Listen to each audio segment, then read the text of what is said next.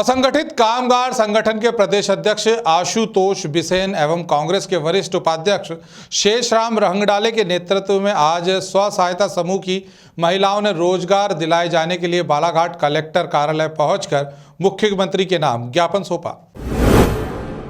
ज्ञापन के माध्यम से बताया गया कि बालाघाट जिले में स्व सहायता समूहों का रजिस्ट्रेशन राष्ट्रीय ग्रामीण आजीविका मिशन के अंतर्गत किया गया है। इन समूहों की महिलाओं को अक्टूबर 2019 तक रोजगार हेतु प्रशिक्षण देकर रोजगार भी प्रदान किया जाता था, लेकिन नवंबर 2019 से इन समूहों को बताया जा रहा है कि आपके समूह को तेजस्विनी योजना में ट्रांसफर कर दिया गया है। इन समूहों द्वारा महिला बाल विकास के अलावा विभिन्न विभागों में पता किया गया, किंतु तेजस्विनी से आधारित कोई भी अधिकारी या कार्यालय जिले में नहीं मिला, जिसकी वजह से स्व सहायता समूह की महिलाएं बेरोजगारी के संकट से गुजर रही हैं। स्व सहायता समूह की महिलाओं ने मांग की है कि उन सभी समूहों का विलय राष्ट्रीय ग्रामीण आजीविका मिशन योजना में किया जाए, जिनका रजिस्ट्रेशन इस योजना के अंतर्गत हुआ था, जिसे बाद में तेजस्विनी से जोड़ दिया गया। ग्रामीण भारत टीवी के लिए बालाघाट से निकेश चंदेले की रिपोर्ट। राष्ट्रीय ग्रामीण आजीविका मिशन जो कि केंद्र सरकार ने शुरू किया था, उसमें ग्रामीण महिलाओं को सशक्त बना के उनको रोजगार से जोड़ने का शासन के माध्यम से स्व सहायता समूहों के द्वारा एक कार्यक्रम था। और हमारे ज़िले में 692 ग्राम पंचायतें हैं।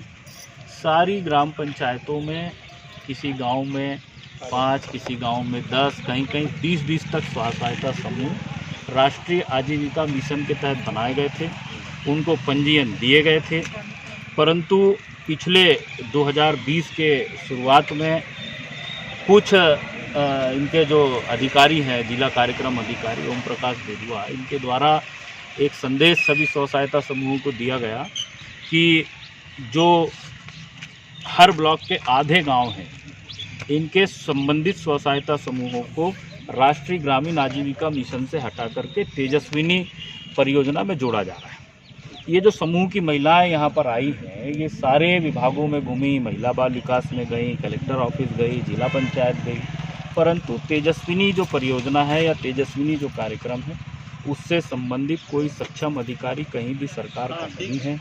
इन महिलाओं को 4-4 दिन का दूसरे जिलों में ले जा कर के प्रशिक्षण भी दिया गया है और अब इनको रोजगार के नाम पे गुमराह करने का काम सरकार कर रही है। और ये अपनी मांग माननीय मुख्यमंत्री जी के नाम आज ज्ञापन लेके सारी महिलाएं, आज पहला ज्ञापन इन्होंने दिया है, ये देना चाहती हैं। और इसके बाद अगर इनको रोजगार नहीं दिया जाता, इनकी मांग ये है कि इनको या तो जो तेजस्विनी कार्यक्रम है उसको चालू करके इनको रोजगार से जोड़ा जाए, नहीं तो जैसा पहले ये राष्ट्रीय ग्रामीण आजीविका मिशन से जुड़े हुए थे, पुनः उसी मिशन से इनको जोड़ करके और जैसा इनका पहले रोजगार चल रहा था उसी तरीके से इनके रोजगार को पुनः यथावत चालू करा जाए। इसी मांग को लेकर आज यहाँ पर ज्ञापन देने के लिए उपस्थित हैं और हमारा पूरा संगठन इनकी लड़ाई में इनके साथ है।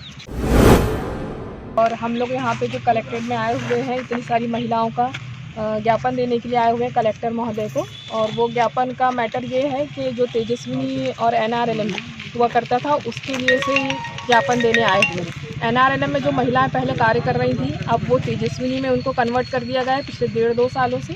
और ये महिलाएं सभी अपना रोज़गार मांगने के लिए आई हुई हैं। रोज़गार से मतलब ये है कि जो NRLM में जो सुविधाएं मिल रही थी वो अब तेजस्विनी में करने की उससे हमको नहीं मिल रही, ना ही पंजीयन मिल रहा है, ना बैंकों में कोई अकाउंट खुलवाए जा रहे हैं NRLM में पंजीयन। और ये सारी महिलाएं NRLM के तहत रजिस्टर्ड हैं, जितनी महिलाएं आई हैं। और यहाँ पे कम से कम 20 से 25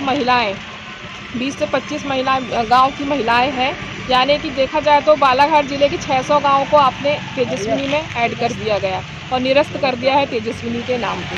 NRLM में होते हुए भी आज हम लोग अपने काम में नहीं है। जैसे बहुत सारे काम आए हुए हैं, वो काम हमको नहीं मिले अभी तक। रोज़गार नहीं मिला। रोज़गार के लिए महिला जो आगे आ चुकी थी, अब उनको फिर से पीछे धकेला जा रहा है, यानी उनको कोई रोज़गार नहीं दिया जा रहा है।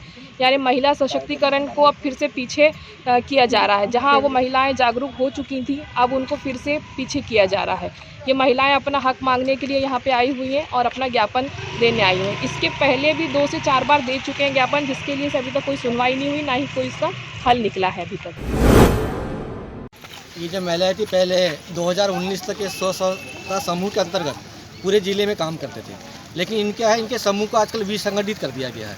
एक दूसरा समूह बना दिया गया और दूसरा समूह बनाने से न स्व-सहायता समूह में रोजगार मिल रहा है, न दूसरा जो शक्ति समूह बना है उसमें रोजगार मिल रहा है। तो ये इस मांग को लेकर है कि हमको किसी भी समूह के उद्देश्य चाहिए, चाहे तुम स्व-सहायता समूह से दो या शक्ति समूह से दो, लेकिन इनको रोजगार चाहिए। ये बेरोजगार बैठे हुए हैं करीब 1.5-2 साल से। आज कलेक्टर साहब को ज्ञापन देने आए, तो हमारी शासन प्रशासन और सरकार से यही मांग है कि महिला है, इनको रोजगार की ज़रूरत है और बेरोजगार होकर घर बैठे हैं, तो बस इन्हीं मांग को लेकर हम लोग इनका समर्थन कर रहे हैं। खबरों में बने रहने के लिए ग्रामीण भारत टीवी को सब्सक्राइब कीजिए और बेल आइकॉन दबाना ना भूलें।